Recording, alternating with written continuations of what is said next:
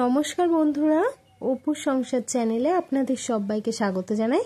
আজ আমি রান্না করে দেখাবো রুই মাছের কালিয়া। খুব সহজ পদ্ধতিতে আপনারা কিন্তু এই রান্নাটা করে নিতে পারবেন। তো তার জন্য পুরো ভিডিওটা কিন্তু দেখার অনুরোধ রইল। তো চলুন একবার দেখা যাক কিভাবে আমি বানিয়েছি এই রুই মাছের কালিয়া। তো প্রথমে এখানে একটা রুই মাছকে কিন্তু আমি এভাবে কেটে ধুয়ে পরিষ্কার করে নিয়েছি, আর তার সাথে একটু নুনও কিন্তু মাখিয়ে নিয়েছি। আর এখানে আছে জিরে আর আদা বাটা, আর এটার মধ্যে দেখতে পাচ্ছেন এটা শুকনো লঙ্কা আর ধনে বাটা, আর এখানে আছে নারকেলের দুধ। এবার কড়াইতে কিন্তু দিয়ে দিয়েছি পরিমাণ মতো সর্ষের তেল।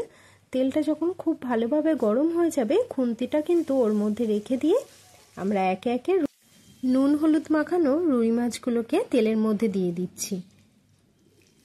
তো 2 মিনিট কিন্তু পুরো হাই ফ্লেমে রেখে মাছগুলোকে কিন্তু ভেজে নিয়েছি। তো 2 মিনিট পর এভাবে মাছগুলোকে কিন্তু উল্টে দেব। তো দেখুন মাছগুলোকে কিন্তু আমি উল্টে দিয়েছি। এবার কিন্তু অপর পিঠও একই রকম ভাবে 2 মিনিট হাই ফ্লেমে ভেজে নেব।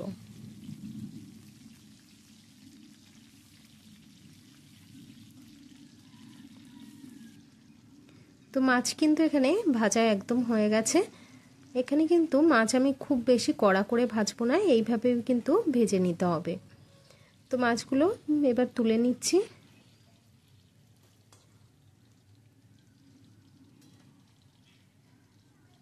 তো সমস্ত মাছগুলোকে কিন্তু আমি তুলে নিয়েছি। তো দেখুন মাছগুলো কিন্তু ঠিক এইভাবেই ভাজতে হবে।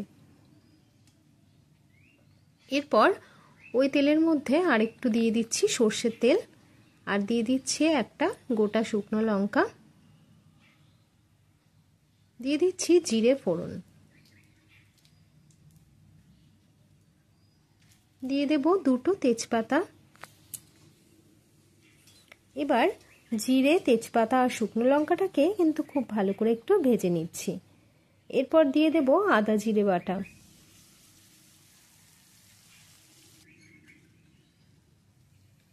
তারপর দিয়ে দিচ্ছি ধনে আর শুকনো লঙ্কা বাটা।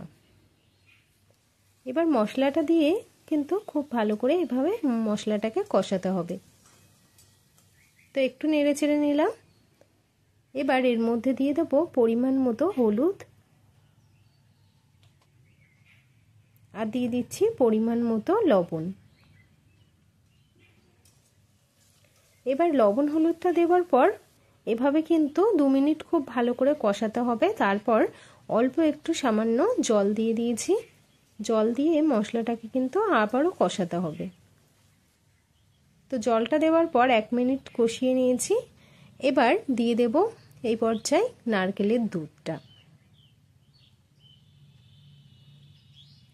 গ্যাসের ফ্লেমটাকে হাই ফ্লেমে রেখে এই দুধটাকে কিন্তু খুব ভালো করে একটু জ্বালিয়ে নিতে হবে।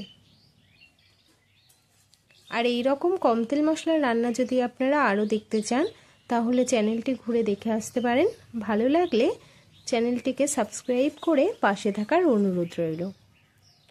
নতুন ও পুরনো সকল বন্ধুকে অনেক ধন্যবাদ ভিডিওটি দেখার জন্য।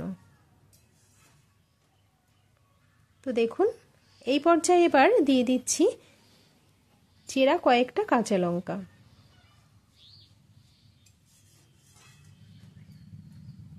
তো লঙ্কাগুলো দেওয়ার পর আবারও কিন্তু খুব ভালো করে এটাকে কষিয়ে নিচ্ছি।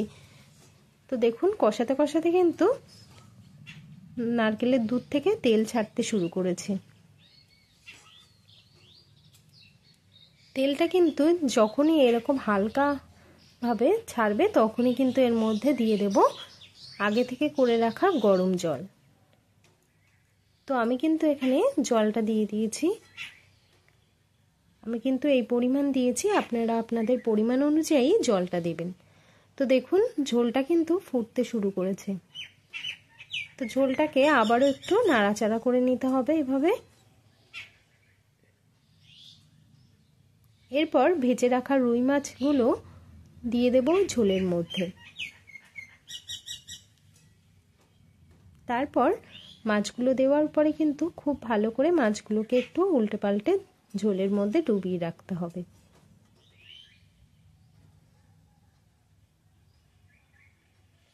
এরপর খুব ভালো করে কিন্তু গ্যাসের ফ্লেমটাকে হাই ফ্লেমে রেখে ফুটিয়ে নিতে হবে।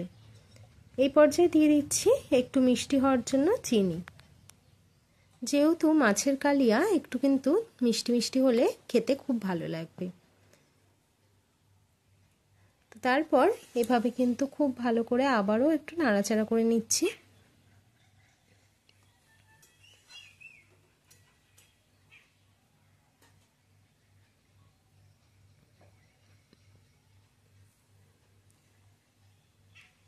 তো দেখুন এখানে কিন্তু রান্নাটা পুরো কমপ্লিট হয়ে গেছে। দিয়ে দিচ্ছি উপর থেকে একটু ঘি আর গরম মশলা বাটা। ঘি গরম মশলা বাটাটা দিয়ে আবারও হালকাভাবে একটু নাড়াচাড়া করে নিতে হবে। এবার কিন্তু রান্নাটা একদম কমপ্লিট হয়ে গেছে। এবার নামিয়ে নিলেই রেডি হয়ে যাবে আজকের রান্না রুই মাছের কালিয়া।